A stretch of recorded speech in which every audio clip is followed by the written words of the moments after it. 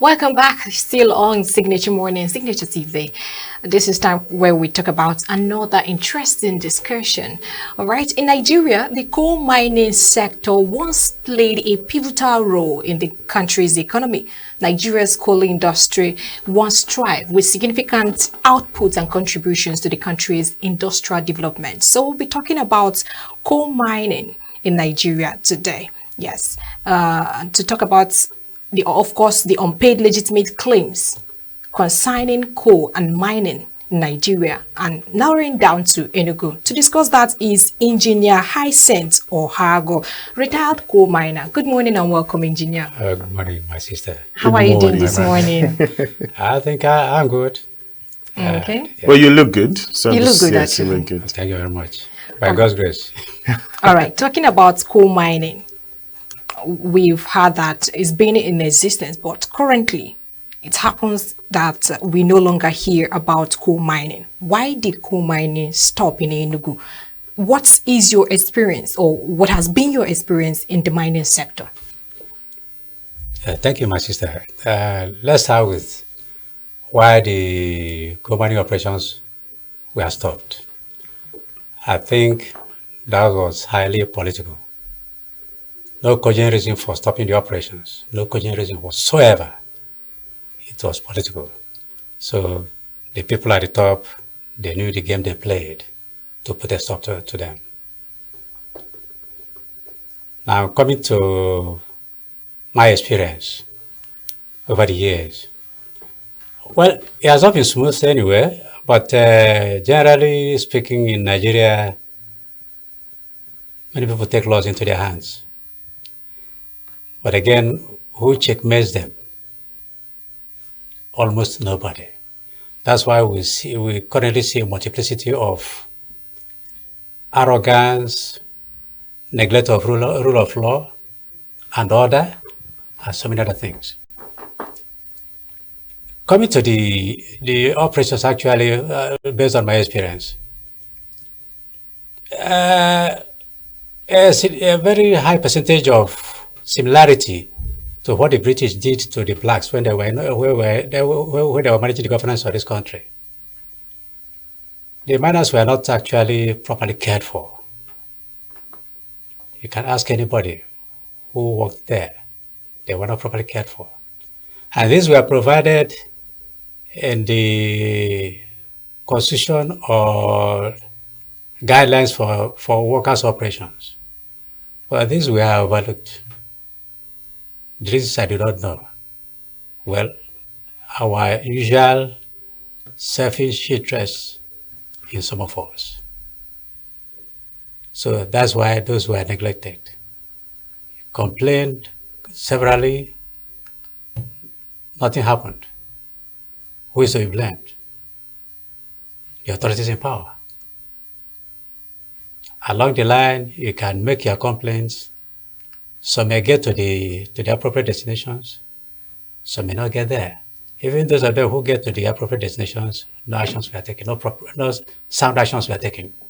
Yes. During your experience, right, did you ever had any accidents? My brother, I must be frank with you, I'm very grateful to the Almighty God. I never had one. Wow. That is direct accident. Yes. The accident I would say I had was my contact with the acid water inside the tunnel. You can see some patches on my face. This was part of... Yeah. Not only me, and some other of our colleagues. Wow. Yeah, the water was very acidic till late. Now, the major reason why I'm asking is because you said something about the neglect of workers, right, of them not having to be treated properly. Right. Now, has your pension, ever since you stopped working, has your pension been coming the way it should? Well, right from, I can only give credit to the manager of the pensions scheme all over the country, one Mrs. Ikazo. I respect that woman. She's a Christian.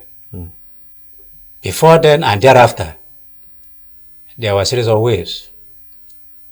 Not that the money wasn't there, but you know what happens in Nigeria. They trade in with the money, starving the pensioners, old men who were used and dumped. They cannot secure any employment any other place because they don't have the energy anymore. What do you expect them to do? But Mrs. Ikazo, over the period she worked, she handled the pension scheme. Everybody had his or her life back to work again. But thereafter, we started having hiccups again. For example, a lot of deductions were made from our pensions. Why the deductions? When they were confronted on the online, they were claiming some people were overpaid, so people were overestimated, and all that trash. What do you mean? There's a definite formula for working out somebody's entitlement. Why did you deviate from that thereafter? So nobody has been able to come out to own up the mistake or the deliberate act, which is not proper. I think I understood the headship of the pension scheme has been changed again. So hoping that the new person on the seat will do the needful. Now, permit me to ask a very personal question. Yes, go ahead. With the situation, the economic situation of Nigeria, the country, right. How have you been surviving? Even you, as a journalist,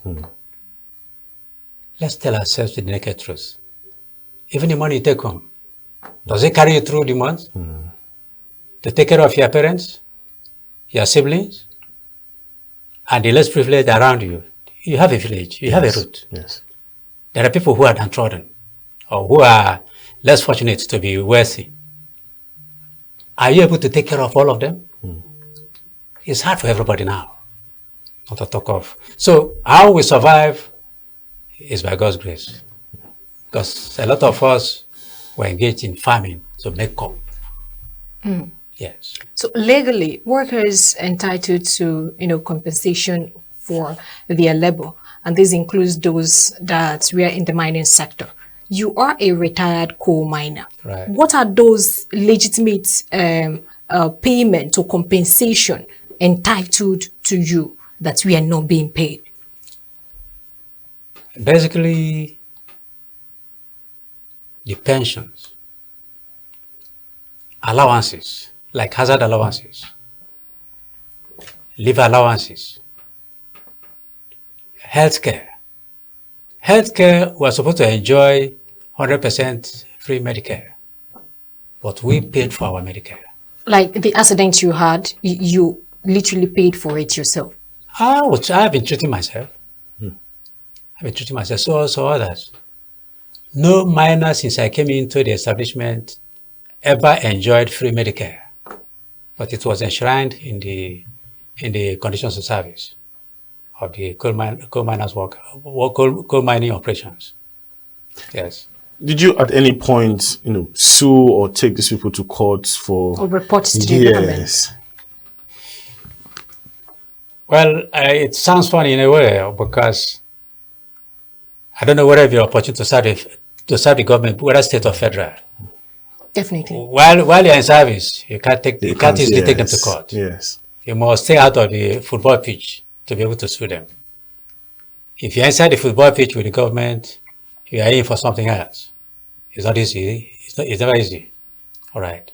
So now that we are retired, that's why we are very appreciative of the media, like Signature TV, Afia TV, Channels TV, for helping us project our grievances. Right. So that was that.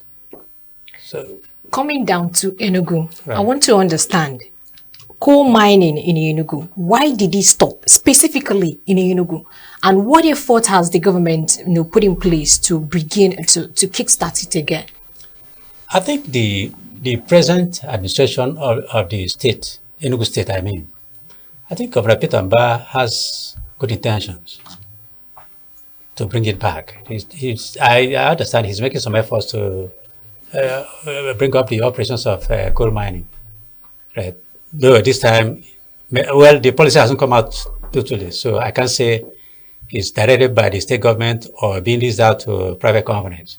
But the fact remains that the mining operation is about to start. Some are mining already. The licenses were given to them by the federal government. So, but there are very few, just about 3 or 4 companies. But the Right, state so government is making effort on that. there was a court hearing yesterday. Yeah, that's right. Yes. Can you tell us what it was about? It's simply, it's part of the infringement on human rights. Like some of us who are opportuned to occupy the government quarters, official residential quarters, some gang up are trying to see if they can snatch the property from the workers. I'm just summarizing it. Yes, I'm not supposed yes. to discuss on issue that is before the court, Yes. but I'm just giving you just an idea of why we went to court. So a lot of workers that are affected are in court on that issue. Because the federal government by 2003, there was a circular and gazetted. That circular was gazetted. In other words, it is a law that Recording in progress. federal government residential quarters occupied by workers working in various federal government establishments should buy up those properties at a concessional rate, a specified rate, not just open market rate. But coming down here east, I don't know what is happening. The contractors giving that we are doing a lot of things. Recording stopped. Well, that's why the workers generally are in court on that. We're expecting some judgment on that aspect. There are so many facets of the litigation. Yes. The one of yesterday was just one of many. Almost more than 100 suits against the Bureau of Public Enterprise, BPE. Okay, so what do you think the future of coal mining is? Even for, let's say, the Enugu state and the country at large. You know, you've been there, you've had experience, so you know the benefits we stand to gain when we do coal mining. And now that it has stopped, but do you think there's still a future for coal mining? Of course, a lot of future. Let me give you an instance. Like the coal itself, I don't know whether you've ever seen it. Black stone, let me put it that way. Black stone, yes. Okay. There are so many derivatives in that coal. But what I will advise, though, is in the making. We'll make some memo. We are compiling some memo to the present Governor Pitamba. You can see he has a focus. We'll try to make some proposals to him. If it is possible, I know it is possible, when this coal is mined within Nigeria, within Enugu or within Nigeria, let it not be exported outside Nigeria. Let them derive all the gains of the mineral before you start exporting any component of it. Because we export raw, they now add multiplicity of value to that coal and sell back to us 1 over 1 million or 1 over 1,000 of the derivatives. And that will create a lot of job for our teeming youth who are jobless. A lot of our youth are on the street doing nothing. But that will generate a lot of industries and a lot of employments for our youth. Direct and indirect. Right. So let's talk about the unpaid claims and all of that. Right. So what long-term solution, would you propose to ensure that coal miners in Enugu and beyond Enugu are properly compensated, and not just compensated for their labor, but also have better working conditions and security in the future? Okay, good. You see, we just elected a new executive for the coal miners. And one of our plans is to put in place a standard to be suggested to the federal government, or even to the National Assembly, let that be put into law. Certain conditions that must be observed for any miner or any prospective miner, so that while working, he'll be sure of his security, at least reasonably, during and after work. That's when he or she must have retired. And the training school meant for the miners should be reopened. Was there anyone in Enugu? It's the only one in the whole Nigeria where you can train underground miners. It's in Enugu. Yes, it's in Enugu. And that was closed down equally. So it's part of our program to advise the government to reopen that school so that we train our younger ones for future mining. Because we have a lot of potentials here. Solid minerals in Nigeria are so many, and most of them will eventually go underground. But who are those people who are going to manage the underground activities? Virtually nobody. So we start retraining them, because the ones already trained are aging out. You can imagine me now being counted as one of those aging out. So you can imagine those of them behind me, Yes. or who came before me. So that's why we are hurrying. If the government will work in line with us, just to reopen the school, to start training the younger ones to take over quickly, because I can't be here forever, and so on people. But it's true. If can you still teach? I just want to, like, the school gets open. Yeah, what you sense the government, the advice was taken, and would you still be able to be open to teach young people about underground? I'm ever willing. This is my country. I want to give back to my country what the country gave me, because I enjoyed the scholarship of the federal government of Nigeria in so many ways. Is it okay? I was the opportunity to attend so many conferences all over the world on mining and related issues. Why can't I impact it to the younger ones? It's not meant for me alone. It has to be a continuum. Right. So, okay, please, very always. I want to, ask the question again. Right. Ask the tell you, I think you as a part of it. Yes. What do you think should be done for the unclaimed compensation to be paid? And not just the compensation, security, and every other thing, working conditions that you're supposed to enjoy as coal miners, or coal miners in general supposed to enjoy. What should be done for them to reclaim that? Okay. We are proposing, I would say a law, because I'm not in the National Assembly. We are making a suggestion to the federal government through our union. Our union is now stronger. We push it across to the National Assembly and to the President. Let it be put into law, so that whoever that is coming in will enjoy all he or she is supposed to enjoy. Right. All right, thank you. This has been an interesting conversation with you. Honestly, I have gotten to know much more about coal mining and its benefits. Yeah, it's true. Tell us the things we stand to benefit and gain when we do. I know you said there are other byproducts we can get from it, but what are the things we stand to gain? Because a lot of people don't even know what coal mining is or what they even benefit. So it being closed down doesn't even really bother most people. So what do we stand to gain when we do ours? When it's reopened, when the activities come up again. Exactly. A lot. One, you see, being a coal producing country, even though the COP, COP 29 was the last summit. Right from COP 16, we've been following the trend. They're saying close down the fossil fuels. But I wonder what our representatives are, either they are not adequately informed about coal, or that it's the element of politics in it. Those other Western countries that say shut down all fossil fuel sources, but they are making use of it.